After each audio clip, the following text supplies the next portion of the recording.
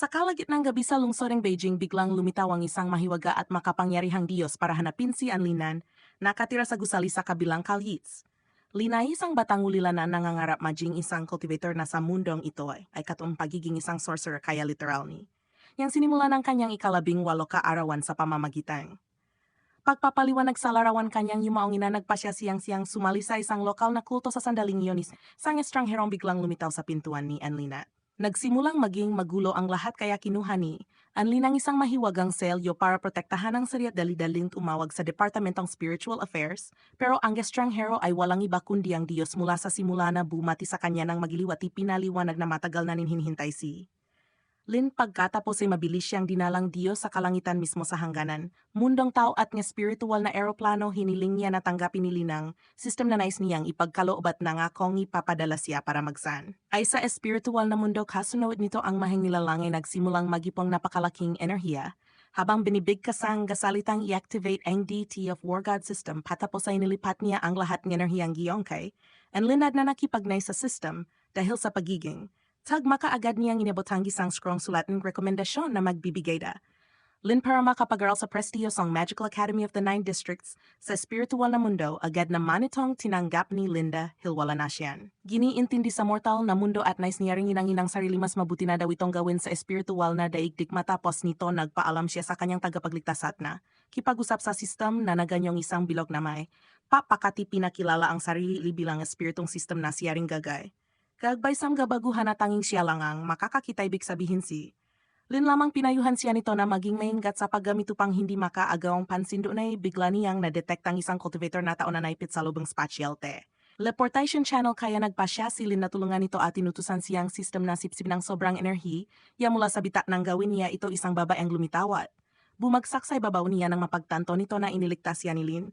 Mula sa alanganin tinulungan niya itong makatayo agad namang na-activating system ang isang hanay M-gaskin para mas gumanda ang anyong host kaya biglang bago ang kasuotan ni Lin sama sa legante ipinakilalang dalaga ang sarili bilang si Su Xiaolan mula sa Vermilion Bird Sectat pagkatapos ay pinakilala rin. Ili ng sarili at ipinaliwanag nagnagaling siya sa Hansui Real pero wala siyang kinaanibang sekta si Yaolan ang nagdirekta sa kanya papunta sa Magical Academy of the Nine Districts na tinatading Celestial Alliance at nagsisilbing pangunahing banal lugar para sa cultivations, espiritual na mundo ang buong akademya. Ay isang lumulutang na kontinente sa kalangitan. Pagkatapos nito hatay nagtungo sa gitnang lugar upang isang mahiwagang monolitang tang magtalagang kay estudyante sa kani-kanilang klase parang isang mahiwagang sombrerong Hogwarts. Tas na ikinamanghani, linlalo na nang makita niya ngang manggam kapangyarihang wizard tao ay inilalagay lang sa mababang sakaya ay pinaliwanag ni siya na masyadong mataas ang itinakdang pamantayan ng mga wizard ng spiritual na mundo sa sandalingi, yon lahat nga study ante na manghanang makita nilang si. Swan ang pinunong thousands sektayin ilagay sa elite class dahil siya ay may dalang rekomendasyong pirmadong isang Diyos sinabi ni. Siya kailin na hindi siya dapat magpakababa dahil na mas makapangyarihan siya kaysa say na akala niya. Dagdag pa niya na mahigit sa 10,000 bagong disipulo, hahatiin sa 100 klase beses sa ilang cultivation foundation. Pero sigurado siya na pareho silang malalagay sa isang klase nagpasalamat si. Linsawat sinamantala ang sandali para alalamin ang antas niya pero biglang tinawag si. Siya upang italagang monolith at nadiskubre na siya ay sobrang popular at tinahangan, lahat sa katunayan siya ay nilagay sa opening stage elite class 1, pagkatapos nito tinawag si Lin para ay talagang monolith at nagsimulang magtanong ang ahat kung sino siya dahil sobrang interesado si Xiao Sang niya mas lalo pang tumindi ng hype nang madiskubre nilang si Lini may dalang rekomendasyon mula kay Master Luat. Para bang hindi pa sapat isa sa pinakaprestihi, yosong guro ang gumamit ng kapangyarihan para basahin ang hinaharap ni Linat. Nagbigay daking-dakilang propesya pero nang dumating oras para italagang monolith si Linang nakakuhang pinakamababang marka sa kasay siyang akademya kaya hindi lang siya naging tampulan tukso kundi naging tampulan din galit maraming estudyante. Hindi nakapasok sa elite class kahit mas malakas sila sa kanya sa katunayan si Sean mismo ang labis na nainis at hinamon si Lin sa isang dulo pero tinulungan siyang makatakas ni siya nang kung poprotektahan siya na mag-isa siya kinin nagagabihan na kipag-usap si Lin sa system at huming tulong para hindi na siya kamuhiang lahat pero sinabing system na maari siyang maging mas malakas pa kaysa sinumang sorcerer kung tutuparin niya ang quest na ibibigay ng hangrando magad niyang isinang agawa ang unang misyon na paasinangan tas kanyang katawan nabi. Nubuo lamang paggawang 10 push-up at nang makumpleto ito automatikong tumaas ang kanyang, tas kaya sobrang natuwa siya at ipinagpatuloy ang gamisyon hang. Gang sa puntong para makalipat sa susunod na tas kailan niyang gumawang 10 bilyong push-up, Kaya nagpasya siyang sumuko pagkatapos nito nagpasya si Lin na maglakad-lakad sa gabi para makapag-isip-isip pero biglang hinarang. Siyang isang ninja pero dahil nasa mas mataas na antas na siya nagawa niyang ipagtanggol ang sarili sa maraming pagkakataon hang sa natalo pa niyang ninja. At nadiskubreng siya pala may ngayon estadi anteng buong seremonya ay nambubuli sa kanya. Sa kalagitnaan gabi sa Academy biglang na-detect ang system na si Lin ay malapit ng atakihin isang spell na hindi pa niya kayang kontrahin kaya iniutos nitong tumakasya agad daw gumamit tinatawag na Heavenly Gate na kayang lumaban sa atake kapalit na pakalaking pisikal na enerhiya, pero sa kabuti palad biglang dumating. Xiao at tinulungan siya sa laban pagkatapos natigilang labanan ng matuklasang ang ninja. Hindi pala ang totoong tao kundi isang clone kalaunan ni Mini. Xiao kayan Lin na pumasok siya sa academy para maprotektahan ng mahihina na nagbigay ng sobrang kaway inasandali sa dalawa sa katunayan tuma. Asang 80% ang ban systems, apagitan nila kinabukasan magkasamang pumasok sa klasesina. Ang Lin at Xiao pero napansing waifu na hindi nakatulog ng maayos si linisang flashback ang nagpakita na Pinoy instructor and paralansi. Linda Hill nakamit niya ang galiteng buong sekta na isang bagay na kakaunti lang nagawa si Nabipani. Chow na ito ay nagdadalang suwerte pagdating sa kseng professor na si Kangking na kahit literal na puno ay sa samgapi na kaiginaga lang na sorcerer sa buong komunidad dumating din ang isang funa si Sukyanyang at tuluyang nabaliwang lahat ng lalaki sa klase dahil sa kanyang kagandahan at prestihyo pati na rin si Lin na siyempre nagdulot ng kaunting selos kay Xiao nang tuluyang magsimulang sobrang taas ng inaasahan ni Lin pero agad niyang natuklasang ibang sistemang Magic Academy dahil lahat ay natuto sa pamamagitan meditasyon o natindi sa karaniwang paraan at kung hindi pa sapatang kalituhan ng gakasnot na Arlene, literal na itinurong isang espada isang apoy at isang martilyo sa kabutihang paladang instructor na pumuri sa kanya nung nakaraan na si Yuling ang nagturong susunod na klase tungkol sa mortal na mundo dahil siya mismo ay galing sa mundong tao dun hinirang si Lim bilang pangunahing katulong pero sa halip ng waifu ay nagbigay lang ga cellphones. Sa lahat at pinayagan silang gawin ng gusto nila sa buong klase ang huling guro ay ang numerologist na tumingin sa hinaharap ni Lin at bagaman nagsimula siyang magbigay malaking pagasakay, Lin agading nadismaya ang binata nang ipilit nitong ilangan nilang matulog para matutunan kung paano kontrolin ng mundong panaginip at maunawaan ang subconscious sa pagitan ga panaginip doon narinig ni. Lin ang babalangguro na maging handa siya sa isang pagdanak, dugo sa oras na magising siya, bagay na tila na kumpirma ng gisingin siya ni. Xiao sa tamang oras siya bang nagsisimulang training sessions. Yuling ang practice ay gamit ang 5 elemento at napli para lumaban sinsyuanat. Lin pero agad na sumingits, Xiao at hiniling na siya na ang pumalit para maprotektahan na niyang crush mabilis na sumo. Godang waifu labengke, siyang gamitang mabagsik na apoy pero lumikasi. Siyang halos di mapapasok na water barrier agad namang tinukweng system kay. Linang mahina ni Tomto kay biglang nakisali siya sa laban para ilitasi. Xiao nang makita siya agad siyang tinarget ni, siyang nagbitaw napakalakas na atak pero kaya na niya itong salaging gamitang Heavenly Gate spell na lalopang nagpaangkap sa misteri ante kaya biglang pa siya si. Siya na magpakawalang isang napakalakas na attack para tapusin ang laban pero hindi niya ay nasahan na si Linai. Sang military enthusiast kaya nagawa nitong tamaan ang mahina niyang punto at tuluyang winasakang barrier. Matapos nito buong paghangas siyang binatini, swanat kinilala bilang panalo dahil ang layunin training ay ipakita ang lakas at kahina pangbahay sa nagulat ang lahat ng makita nilang biglang tumaas ang antas ni. Elin sa gitnang laban na tijit pa siyang nagulat ng makakagap siyang bagong misyon na Summer Spirit Stones sa gad namang lumapit si. Swan sa kanya sa paraang magiliwa tinalok siyang tutulungan kahit sa anong paraang kaya biglang. Naisipan ni Lin na hingi ng Spirit Stones na kailangan niya para matapos ang misyon pero hindi niya alam ng Spirit Stones pala ang mismong para sa mundong espiritu sobrang nahiya si. Lin pero binigyan siya ni Shuang isang sing-sing na naglalaman napakaraming Spirit Stones kaya nagsimula ang kanilang pagkakaibigan at hindi yon naging kaibigan din ni Yash. Xiao ang wife mula pa simula dahil gusto nitong mas makilala pang mundong tao kingabihan ni sinagawani. Linang misyon at matapos sumipship ng Spirit Stones, agad siya nag-level up to once. Uwa siya sa bago niyang kakayahan, pero ading gumuhong saya nang makita niyang. Susunod na misyon ni pinaliwanag si system na taon-taon may sangguring laban, lahat laban sa lahat ibig sabihin kailangan niyang mabuhay sa isang matinding digmaan laban sa higit 5,000 etod ni NTNT Tijit.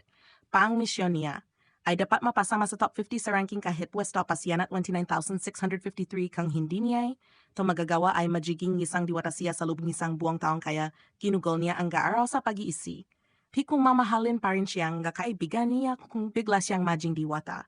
Pero matapos siyang pagtawanan at gawing sentrong biro na pa siya si. Linatu pa rin ang misyon para tumaasang niya kaya kailan niya maglevelupat nagasig ng STEM. Bagong misyon, natalunin ang isang nasanin stage o mas mataas na agad niyang naalala na si.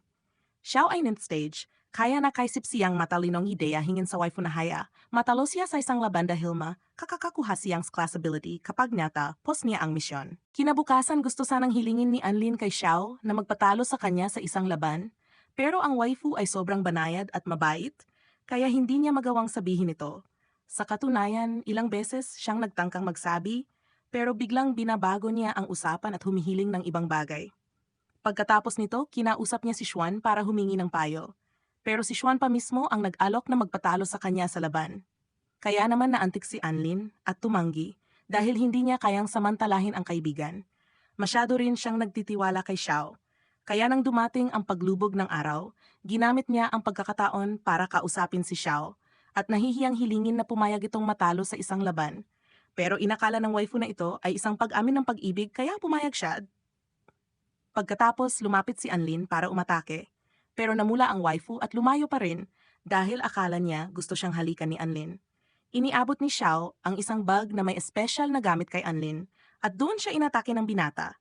Biglang napagtanto ni Xiao na literal pala ang sinabi ni Anlin kanina. Kaya siya'y naiyak at si Anlin naman ay hindi nagawang ituloy ang plano. Nauwi ito sa mas malaking hindi pagkakaintindihan at umalis si Xiao na umiiyak ng walang tigil. Nainis tayong lahat kay Anlin dahil pinaiyak niya ang pinakakawaii na waifu. Kinagabihan nakita ni Anlin ang lahat ng impormasyon na inipon ni Xiao at siya'y umiyak din. Dahil plano talaga ni Xiao ang maraming ruta para mas mapadali ang lahat para sa kanya. Sa kampo naman nais sanang humingi ng tawad ni Anlin pero biglang sumakit ang kanyang tiyan at hindi siya makaalis sa palikuran. Magdamag siyang nag-isip tungkol kay Anlin pero hindi makaalis sa banyo. Sa katunayan, hindi man lang siya nakadalo sa klase, kaya pumunta si Xuwen para tulungan siyang pagalingin ang kanyang sakit sa tiyan. Gamit ang sinaunang ritual, sa wakas nakadating si Anlin sa taunang kampo kahit pa may dinanas na sakit. Isang malaking aso na nagngangalang Debbie ang lumapit sa kanya at tinulungan siyang mapawi ang kanyang problema sa bituka. Sinabi rin nitong ang kanyang pang-amoy ay kaya siyang makilala sa gitna ng karamihan dahil sa kanyang malaking potensyal. Pagkatapos inanunsyo ni Grand Elder Yu ang mga tuntunin ng kaganapan, naglagay ng mahiwagang kalasag sa bawat kalahok at formal nang sinimulan ang taunang kampo ng akademya. Lahat ng estudyante ay dinala sa Thousand Peaks Forest at agad na nagsimulang bumuo ng alyansa o umatake sa isa't isa. Si Anlin naman ay nagtagong mabuti sa unang ilang oras dahil may 5 minuto pa siyang natitira para matapos ang kanyang detox. Pero biglang natuklasan siya at nagsama-sama ang mga estudyante mula sa iba't ibang klase para magiganti. Dahil hindi lang siya nakapasok sa elite class sa pamamagitan ng rekomendasyon, kundi siya rin ang nagpapakita ng crush at malapit kina Xuan at Su na pinakapopular sa paaralan. Pero buti na lang natapos niya ang detox sa tamang oras. Umangat siya ng antas at na-unlock ang God-level attack na ipinangako ng system kahit kamangha-mangha ito. Marami pa rin siyang posisyon na kailangang akyatin para mapasama sa top 50. Kaya alam niyang dapat niyang gawin ang susunod na misyon, isang misyon na kailangang talunin ang 10 ninth stage na estudyante. Habang sinusuri niya ang misyon, lumapit si Dibao at humingi ng tulong, kaya magkasama silang dumaan sa portal para makatagpo ng mga mahihinang estudyanteng ni-recruit ni Dibao. Tinanggap nila si Anlin na parang tagapagligtas, kaya ipinaliwanag ni Dibao na lahat sila ay handang matalo kay Anlin dahil siya lang ang mabait at hindi nang mamaliit. Alam rin nilang hindi siya magiging malupit sa kanila at tatanggalin sila ng hindi masasaktan. Sa ganitong paraan umakyat si Anlin ng napakaraming posisyon sa ranking dahil natalo niya ang 100 estudyante. Pero hindi pa siya nakapagdiwang dahil biglang lumitaw ang isa sa pinakamalalakas na estudyante. Nakakagulat na isang makapangyarihang waifu na nagngangalang Liu ang tumalo sa kabataang iyon. Gamit ang isang hampas lamang, agad itong nakaagaw ng atensyon ni Anlin. Isang flashback ang nagpakita na pinag-aralan ni Xiao nang husto ang waifung ito dahil napakalakas at delikado. Pero sa halip na umatake nagpakilala siya ng magiliw kay Anlin, inakala ni Anlin na ito ay mabuting balita. Pero biglang niyang natanto na baliw ang waifu dahil nagmungkahi siya ng laraw na sasagot si Anlin ng 100 tanong tungkol sa kulturang Pantao. At kapag hindi niya nasagot ito sa 10 minuto, ay tatapusin siya. Buti na lang agad niyang naunawaan ang klase ng humor ng waifu, kaya 20 tanong lang ang ibinigay nito. Pero may mga tanong na personal, kaya napilitan si Anlin na gumawa ng top list ng pinakakaakit-akit na waifus at ipaliwanag ang nangyari sa kanila ni Xiao. Ang huling tanong ay mas malalim kaya napaisip siya tungkol sa kanyang mga hangarin at mitiin para sa hinaharap. Binati siya ni Liu dahil nakapasa siya sa hamon, pero abala pa rin siya sa pag-angat ng antas, kaya ginamit niya ang pagkakaibigan kay Liu para maglakbay kasama niya papunta sa tuktok ng Black Rock. Samantala si Xiao, gamit ang kanyang tracker, ay sinilip ang ginagawa ni Anlin at nagulat nang makita siyang nasa tuktok ng Black Rock. Biglang lumitaw si Debbie at sinabing kailangan nilang magmadali para hanapin si Anlin dahil lahat ay naghahanap sa kanya para samantalahin ang kanyang kahinaan. Sa oras na iyon, saka lamang naunawaan ng waifu kung bakit nawala si Anlin nitong mga nakaraang araw. Literal na nagdurusa siya sa matinding pagtatay. Hindi man nagkaroon ng oras si Liu para matawa, biglang siyang inatake ng isa sa mga humahabol kay Anlin, samantala matagumpay na nakarating si Anlin sa tuktok ng Black Rock. Salamat kay Liu. Sinabi ng system na makakakuha siya ng isa sa pinakamaas na antas ng spellcasting kung ma-absorb niya ang kapangyarihan ng lupa ng tuloy-tuloy sa loob ng isang araw. Pero biglang naging kakaiba ang mga bagay dahil may batang nagngangalang Chen Chen na lumapit at nagsabi na matagal na siyang hinihintay. Ngunit kahit nakita at narinig siya ni Anlin, noong una bigla niyang nakalimutan ang lahat ng nangyari. Makalipas ang 1 minuto, sa kabilang banda si Jeff ay nakikipaglaban ng todo para protektahan si Anlin. Pero alam niyang hindi siya mananalo kung hindi makipag-alyansa kay Dibay, kaya nagmamadali silang magsama para makatakas. Samantala si Anlin at Liu ay literal na buong gabi naglaro ng LOL sa ibabaw ng Black Rock. Nagdulot ito ng dalawang bagay. Una, naging sobrang lapit nila sa isa't isa at nagkaroon ng matinding pagkakaibigan habang nagbabahagi sila ng maraming lihim sa gitna ng laro. Pangalawa, bumilis ng husto ang absorption process ni Anlin dahil sa mabuting kalagayan ng kanyang kalooban. Kaya sinabi ng system na dapat niyang atakihin agad ang waifu pagkatapos ng pagpapalakas. Pero nag-alinlangan si Anlin dahil literal na binuksan ni Liu ang kanyang puso at inamin na siya lang ang nag-iisang kaibigan niya. Inamin din niya na lahat ng tao ay tinitingnan lang siyang parang kasangkapang pandigma dahil sa kanyang kapangyarihan. Naging tapat si Anlin dahil naramdaman ng waifu ang mga kasinungalingan at mula pa noon ay ramdam na niya ang kakaibang aura kay Anlin. Natapos ni Anlin ang absorption process at tumaas ang kanyang antas. Pero tumanggi siyang atakihin si Liu at humingi ng tawad dahil nagsinungaling siya noon. Pero biglang pinakilos siya ng system para umatake, kaya nagalit si Liu at nagsimula ang labanan. Inamin ni Anlin na hindi siya kusang umatake at napilitan si Liu na maniwala.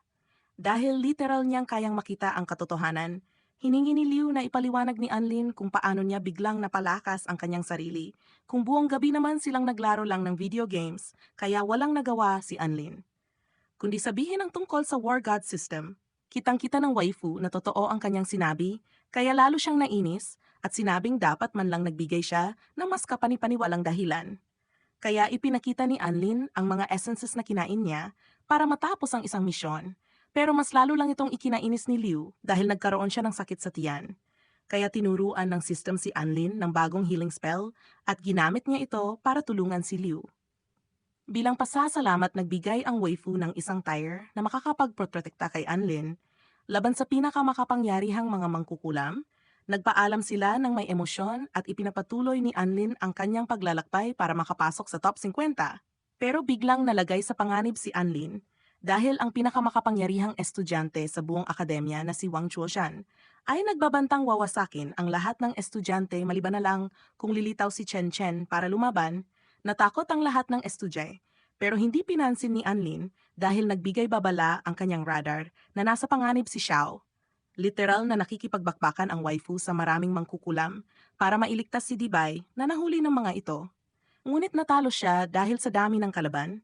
Buti na lang dumating si Anlin sa tamang oras at iniligtas silang dalawa, pati si Debbie. 1 segundo lang ang pagitan at bumagsak ang mabagsik na atake ni Wang. Pero nakayang pigilan ni Anlin para mailigtas ang kanyang mga kaibigan. Tinanggal ng atake ang halos lahat ng kalahok. Tulad ng sinabi ni Wang, ipinaliwanag ng system na may natirang 130. Dalawa na lang kaya mas lalong lumapit si Anlin sa pagiging top 50.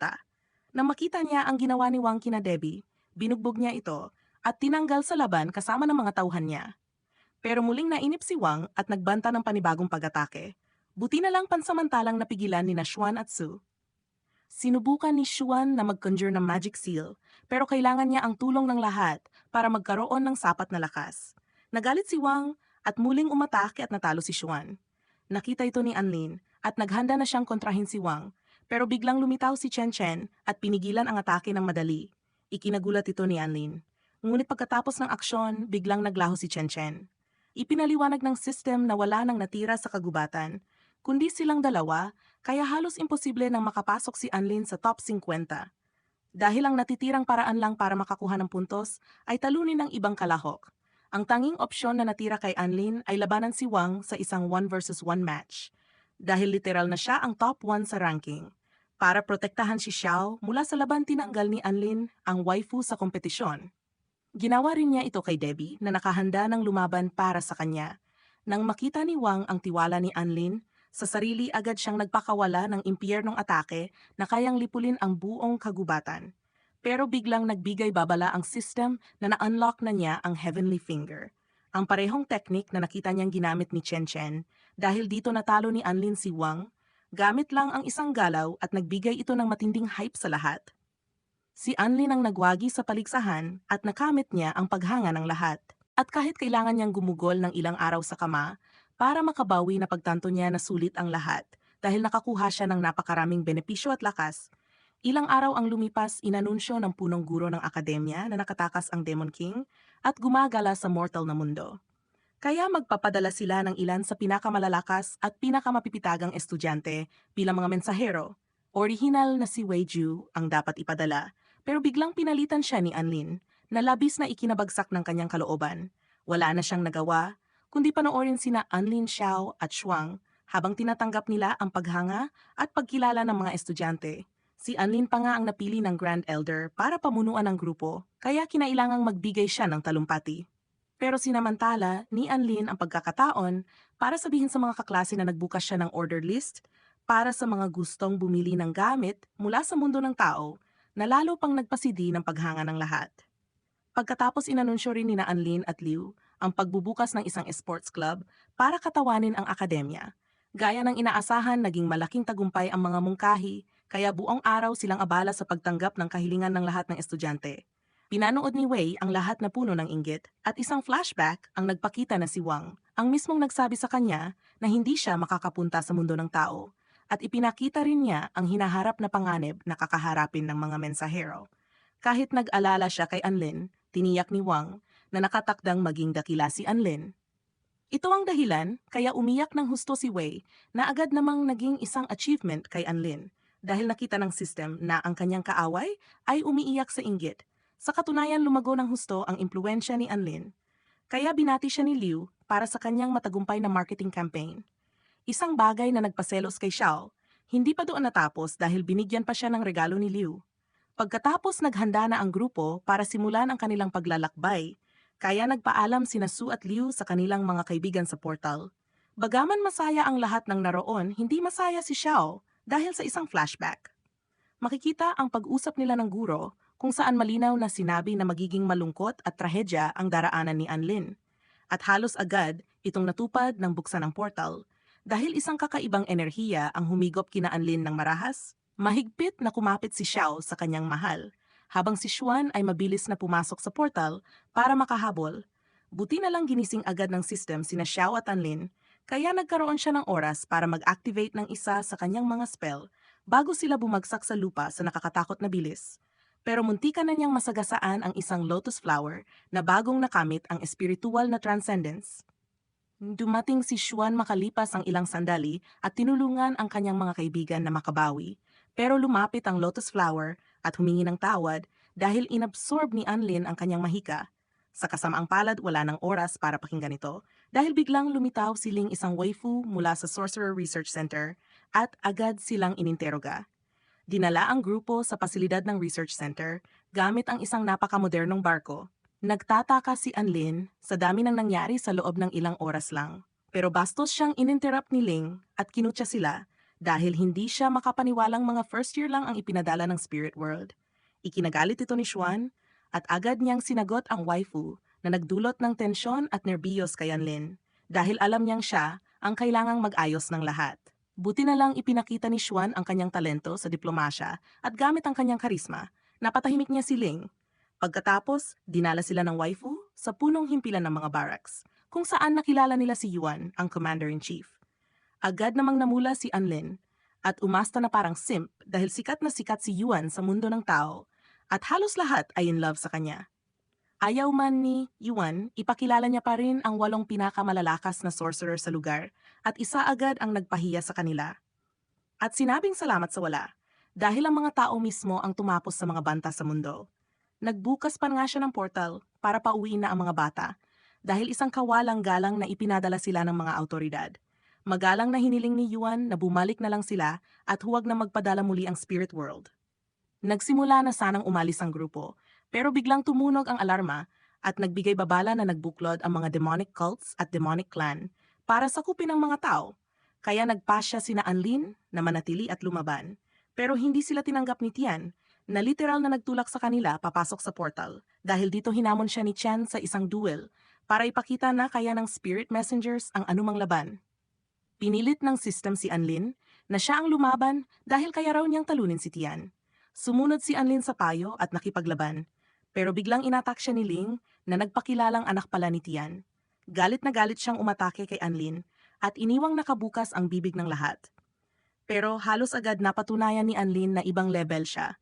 Naghanda siyang umatake nang malapitan kay Tian, na literal na napaiyak dahil ginising ni Anlin ang kanyang mga alaala. Pinigilan siya ni Yuan at binati dahil pinahanga niya ang lahat, pero binigyan siya ng huling pagsubok para masukat ang kanyang kakayahan. Ang pagsubok ay tiitisin ang isa sa kanyang signature spell. Sinamantala ni Ling ang pagkakataon para atakihin si Anlin, pero hindi niya alam ang panganib na ipinasok niya ang sarili, kaya napilitan si Anlin na iligtas siya bilang patunay na hindi lang siya kayang tumagal sa isang atake mula kay Yuan, kundi kaya rin niyang iligtas ang iba mula sa epekto nito. Kaya tinanggap sina Anlin at ang kanyang mga kaibigan ni Yuan para makalaban ng opisyal kasama ng mga tao. Dumating sina Ling at Anlin sa isa sa mga harapan ng labanan at naghanda para harapin ang mga duguang Diyos. Sinunod ni Anlin ang lahat ng payo ng mga waifu para iwasan ang mga nakamamatay na atake ng kanilang kalaban at tumanggap din siya ng gabay mula sa system para mas maging epektibo ang kanyang mga kontra-atake. Nakita ito ni Xuan at labis na nag-alala kaya humingi siya ng pahintulot na sumama sa parehong labanan dahil hindi niya matigil ang pag-iisip sa hula ng kanyang guro tungkol kay Anlin.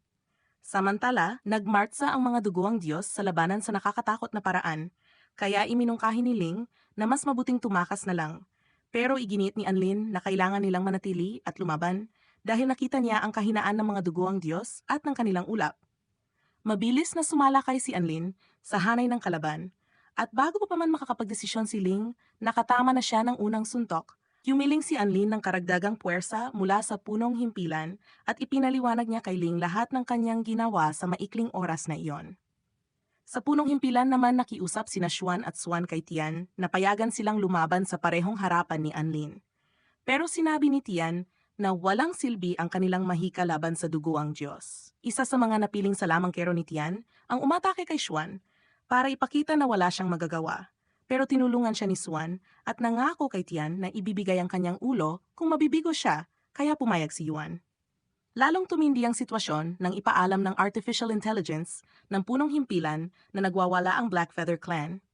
Agad na inutusan ni Yuan ang tropa na lumaban sa unang harapan, pero nang isa sa mga salamangkero ay dumaan sa portal, ginamit iyon ng Blackfeather para salakayin ang barracks. Kahit pilit na pinigilan ng mga salamangkero ang pagsalakay, hindi nila natalo ang Blackfeather Clan na malinaw na hinahanap si Anlin. Nakipagsanib puwersa sina Xuan at Xiao kay Ling at Anlin, pero mabilis nilang napansin na may mali sa punong himpilan dahil nawala ng komunikasyon ang telepono ni Ling sa base at sa lahat ng squad. Habang gumagawa sila ng plano, biglang inatake si Anlin ng mga duguang Diyos at nalagay sa panganib ang buong grupo. Kumaripas ng takbo si Xuan para asikasuhin ang dalawang waifu na nagsimula ng atake, habang nakipagtulungan sina Xiao at Anlin para iligtas si Ling bago pa siya bumagsak sa lupa. Pero iyon ay isang patibong lamang at muling nadakip si Anlin ng vampire waifu. Sa kabutihang palad na gamit ni Anlin ang isa sa kanyang mga teknik para itaboy ang kalaban, kaya nagkaroon ng sapat na oras sina Xuan, Xiao at Ling para tapusin ang laban. Siyempre hindi pa rito nagtapos ang labanan dahil biglang lumitaw ang isang squad ng Black Feathers para dukutin si Anlin. Dinala siya sa isang dambuhalang altar kung saan nakahandusay ang mga natalong salamangkero mula sa punong himpilan at ikinulong siya na walang malay sa loob ng isang bilog ng madilim na enerhiya. Pero may isang diwata na tumawag sa kanya at nagising siya. Natuklasan niyang ang di umano'y diwata ay ang kanyang operating system na nagpapaalala sa kanya ng isa pa sa mga kapangyarihang nabuksan niya nang bigyan siya ni Liu na mahiwagang singsing. Sa oras na iyon, sinamantala ni Xiao ang natitirang enerhiya ng portal at ipinasok ang kanyang espada para umatake. Sakto naman ang pagdating ni Liu na gumawa ng isang malabituin na pagpasok at tuluyang winasak ang bilog ng madilim na enerhiya. Gumalaw siya sa pagitan ng mga portal nang may kahanga-hangang husay. Natalo niya ang lahat ng duguang Diyos at iniwang nakabukas ang bibig ng lahat na nanood. Ngunit agad ding bumaba ang hype dahil ipinakita ng demonic waifu na ibang antas siya. Sa isang galaw halos tinapos niya ang buhay ni Liu, pero lumitaw ang bulaklak sa ulo ni Anlin at nailigtas siya sa tamang oras. Tumigil si Liu sa pagbibiro at nagsimulang umatake gamit ang kanyang supersonic na bilis na nagulat sa demonic waifu. Pero lalo lang itong ikinagalit ng kalaban na gumamit ng isa sa pinakamaganda at pinakamagandang animated na transformation sa kasaysayan ng Anon. Inabsorb ng waifu ang kapangyarihan ng mga salamangkero ng tao na nakuha sa barracks at pinasag ang selyo ng 3 banal at 1,000 taong gulang na bagay na nagpatindig ng balahibo ng lahat ng naroon, gamit ang isang hindi matitinag na spell marahas na sinupil ng waifu si Anlin, at bawat miyembro ng squad ay bumagsak sa ilalim ng kanyang nakakatakot na lakas. Nagsagawa siya ng isang uri ng barrier na may kakayahang sumira ng mga bituin at kalawakan. Pero pagkatapos ng galaw na iyon naubos ang kanyang enerhiya na nagpakita na literal niyang ibinigay ang kanyang buhay para tuparin ang kagustuhan ng kanyang Diyos. Sa puntong iyon, binigyan ng system si Anlin ng opsyon na isakripisyo ang ikalimang bahagi ng kanyang buhay, kapalit ng pagbubukas ng buong kapangyarihan niya, pero mahigpit itong ipinagbawal ng kanyang fairy. Pagkatapos nito nagising si Anlin sa isang bagong dimensyon, ipinaliwanag ng System Fairy na ang dimensyong ito ay ang dagat ng enerhiya sa loob ng kanyang katawan at nasa kanyang subconscious siya, nagsimulang putulin ng sumpa ng espada ang koneksyon nila ng kanyang fairy na sa wakas ay ipinahayag ang kanyang tunay na pagkatao. Si Tina, ang System Fairy, at umamin matagal na silang magkakilala ni Anlin. Kahit hindi ito maalala, nilabag niya ang lahat ng batas ng universo at tinalo ang kapalaran dahil tuwirang binago niya ang mga kaganapan, isang bagay na sobrang mapanganib at karapat dapat parusahan. Sa puntong ito, nagsimulang makita ni Anlin kung paano pinlano ni Tina ang bawat bagay na nangyari, kabilang ang paglikha ng buong kwento ng War God system na. At nagpasya si Anlin na lumaban kasama si Tina para mapanatili siyang buhay, kaya nagkaisa silang dalawa gaya ng dati upang literal na suwayin ang universo at ang kapalaran. Ginabayan ni Tina si Anlin para tulungan siyang kontrolin ang 3 banal na armas na naging sanhi ng sakuna na may koneksyon at sabayang enerhiya dahil sila ay gumagana bilang mga salamin upang pakawalan ng kalamidad. Hawak ni Anlin ang espada at nagtagumpay siyang pigilan ang pamumuno ng kalamidad na muntik ng sumiklab.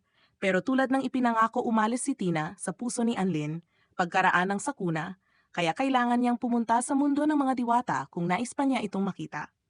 Habang pwedeng doon na matapos ang season at magiging perpekto na ito, nagpasya ang mga producer na mayroon pang dapat ibunyag tungkol sa kasaysayang geopolitical ng universo. Bawat 1,000 taon nakikipaglaban ang Celestial Alliance at ang Demon Beast Clan sa Stone Dragon Island para malaman kung sino ang maghahari sa lugar sa susunod na 1,000 taon. Lumitaw ang banal na Panginoon ng mga paniki na kinatawan ng Demonic Clan sa harap ni Zichen, ang Emperador ng Heavenly Alliance. Kahit sobrang nakakatakot ang paniki, hindi siya pinansin ni Zichen na nagbunsod sa batang kinatawan ng demonyo na alisin ang nakanggising anyo sa mukha ng emperador. Ibinunyag ni Ursula Ghost ang pag-ataking isinagawa ng Black Feathers Clan sa mundo ng tao na naglagay sa emperador sa matinding babala dahil hindi siya makapaniwala na nagawa ng mga demonyo na magkaisa para pabagsakin ang Heavenly Alliance at ang mga tao. Sa huli naghanda na ang dalawang kinatawan upang magsimula ng labanan, pero isang mahiwagang papel ang pumigil sa kanila. Ang taong nasa likod nito ay si Yu, na hindi lamang ipinatapon mula sa Celestial Alliance, kundi siya rin ay anak ng pinuno. Sinimulan ng waifu ang pag-imbita ng isang makalangit na kalamidad sa pamamagitan ng pag-channel ng lahat ng espiritual na enerhiya ng lugar na ibinunyag na nais niyang maging bahagi ng tinatawag na mga tunay na Diyos upang ibigay sa mga tao ang Stone Dragon Island. Nabigla si Zichen nang marinig ito at tinanong ang waifu kung ano ang nais niyang kapalit. Ipinaliwanag niya na dalawa lamang ang kanyang hangarin ang tanggapin siyang muli sa Celestial Alliance at para igawad posthumously ang pinakamataas na karangalan sa kanyang ina. Mga kondisyong agad na sinang-ayunan ni Zichen. Pero hindi naging maayos ang lahat ng simula ng waifu ang ritual, kaya wala siyang nagawa kundi tanggapin na hindi lahat ng bagay ay ayon sa plano dahil mamamatay siya kung ipagpapatuloy niya ang ritual. Nakita ito ni Zichen at agad na inayos ang kanyang hukbo upang takpan ang lahat ng harapan ng laban at sinabi sa Panginoon ng Paniki na ang kanilang laban ay magaganap makalipas ang 3 araw. Ipinakita ng kasunod na eksena na sinusunod ni Ursula Ghost ang mga utos at payo ng isang mahiwagang nilalang na nagplano ng lahat mula sa mga anino. Ang susunod na layunin niya ay gamitin ang demonic magic scepter na may kakayahang selyuhan ang buong Stone Dragon Island at tukuyin ang kayamanang hinahanap ng mga tao sa loob ng 1,000 taon. Sa huli, inutusan ang Panginoon ng Paniki na lipulin ang lahat ng mag-aaral ng Academy of Magic habang ang Celestial Alliance ay nakatuon sa pagtatanggol sa mga harapan. Gayunpaman kahit isang walang kapantay na revolusyon ang nangyayari sa espiritual na mundo, tila walang pakialam si Anlin sa kaguluhan at kinugol ang kanyang araw sa pagmumuni-muni sa lahat ng kanyang nakamit kamakailan. Naging dahilan ito upang lalo niyang pahalagahan ang kanyang mga kasama at nais na bigyan sila ng mga makabuluhang regalo. Pero nang subukan niyang ibigay kay Liu ang isang bagay, sinabi nitong ibigay na lang ito kay Xiao na mas karapat-dapat. Sa parehong lohika, pinasalamatan din siya ng pinakamagandang waifu sa anime sa kanyang hangarin. Pero sinabi niyang higit pang magugustuhan ni Xuan ang naturang regalo. Kaya pumunta si Anlin sa silid ni Xuan pero tinanggihan niya ito gaya ng inaasahan dahil ito ay isang pambabaeng kasuotan. Pagkatapos ng huling pagtanggi, naisip ni Anlin na siya na lang ang gagamit nito kaya sinubukan niyang tingnan kung bagay ito sa kanya. Pero biglang nahuli siya ni na Debbie at ng bulaklak na nakatira sa kanyang ulo kaya nagbago siya ng isip at nagpa siyang subukan ang huling paraan. Pumunta si Anlin sa silid ni Xiao upang pasalamatan ng waifu sa kanyang walang sawang pagkakaibigan gamit ang isang sobrang emosyonal na pananalita bilang harang para mapilit ang waifu na tanggapin ang regalo. Dahil ayaw niyang itapon ang ganong kahalagang bagay, tinanggap ng waifu ang regalo at nagdesisyon na isuot ito. Agad-agad, nagsimulang baguhin ng kasuotan si Xiao at nag-alala si Anlin. Pero agad siyang napakalma nang makita niyang nagawa ng waifu na makontrol ang mahika ng kasuotan hanggang sa mas lalo pa siyang naging malakas dahil dito. Pagkatapos nito, sa gitna ng gabi inabisuhan silang dalawa tungkol sa biyahe ng mga estudyante papunta sa Stone Dragon Island, kaya ginamit ni Xiao ang bago niyang kapangyarihan upang mabilis na makarating sa panimulang punto kasama si Anlin. Kahit ginawa niya ang lahat na bigo si Xiao na umabot sa oras, at lalong lumayo ang barkong sinasakyan ng mga estudyante. Ang mga tagahanga ni Anlin ay sumisigaw ng buong lakas para sa kanilang bayani, pero huli na para sa kanila dahil naunawaan nilang hindi na nila maabot ang barko. Sa katunayan, pareho nilang napagtanto kung gaano kaganda na sila ay magkasamang naglalaan ng oras ng walang pananagutan sa loob ng academy, kaya iniwan nila ang ideya na habulin pa ang barko. Pero biglang dumating si Wang sakay ng kanyang baston at magiliw na binati si Anlin, malinaw na ipinapakita niyang humahanga siya dito at balak siyang tulungan upang maabot ang barko. Ginamit ni Wang ang kanyang sibat na may mahika at mabilis nilang nilapitan ang barko. Ikinagalit ito ng instruktor na nais sanang protektahan si Anlin dahil isang flashback ang nagbunyag ng isa pang malagim na propesya tungkol sa kanyang buhay. Nang makita ni Xuan na tatawid na ang barko sa espiritual na dimensyon, nagplano siya kasama ng kanyang mga kasama upang mapabilis pa si Xiao at Anlin. Nagsakripisyo ang lahat ng kabataan, pero si Anlin mismo ang dapat gumamit ng kanyang bagong mga armas upang makapasok ng matagumpay sa barko bago ito tuluyang tumawid sa espiritual na dimensyon. Pagkatapos nito, ipinakita ng instruktor sa pamamagitan ng mahiwagang hologram ang buong kasaysayan ng tunggalian. 10,000 taon na ang nakalipas, mayroong lipunan na tinatawag na Purple Star na siyang pinakamakapangyarihan sa mundo. Nang ito ay nawasak, iniwan nito ang isang mahiwagang artipakto sa Stone Dragon Island, isang artipaktong kinahumalingan ng lahat ng mga clan at sekta. Kaya humantong ito sa digmaan sa pagitan ng Celestial Alliance at ng mga demonyong clan. Isang digmaan nagpapatuloy hanggang ngayon gaya ng naihayag sa mga nakaraang episode. Dumaan ang mga estudyante sa portal nang hindi alam na ang banal na Panginoon ng mga paniki ay sabik na naghihintay sa kanila. Itinalaga ng instruktor ang apat na pinakamahusay na estudyante sakaling kailanganin nilang sumali sa labanan. Gaya ng inaasahan, pinili sina Xuanzu at Xiao, pero sa ikinagulat ng lahat ang ikaapat na pinuno ay hindi si Anlin kundi si YG.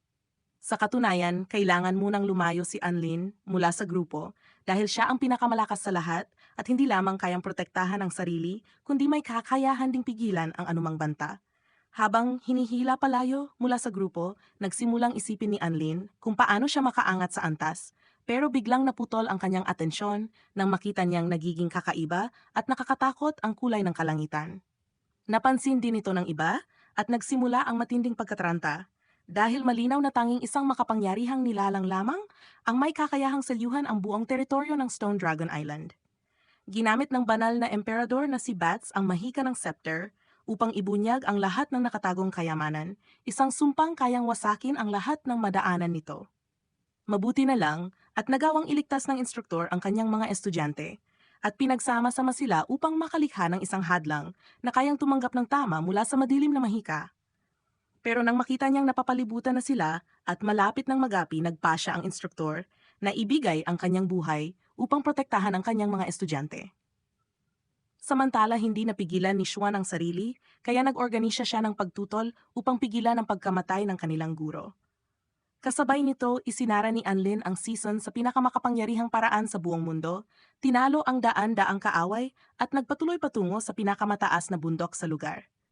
Ang wakas, maraming salamat sa panonood, paki-like at mag-subscribe sa channel na Anime Saga PH at i-click ang bell icon para makakuha ng mga bagong anime recap.